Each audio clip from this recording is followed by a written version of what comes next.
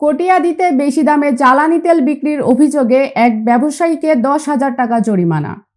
বিশেষ প্রতিনিধি ওয়াহিদের পাঠানো তথ্যচিত্রে থাকছে বিস্তারিত।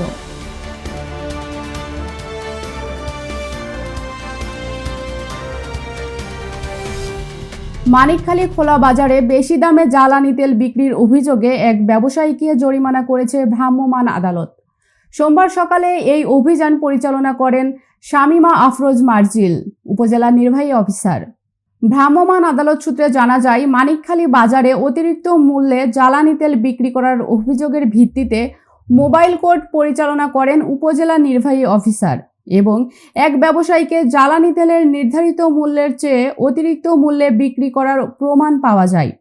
এ সময় ভোক্তা অধিকার সংরক্ষণ আইন 2009 এর সংশ্লিষ্ট ধারায় তাকে 10,000 টাকা অর্থদণ্ড প্রদান করা হয়। এ সময় উপস্থিত ছিলেন চাঁদপুর ইউনিয়ন পরিষদের প্যানেল চেয়ারম্যান শহীদুল হক উজ্জ্বল, মানিকখালী বাজার বণিক সমিতির সভাপতি ইমাম হোসেন দুলাল মেম্বার, সাংবাদিক Asaduzzaman Noor, staff reporter, Asia TV, Dhaka.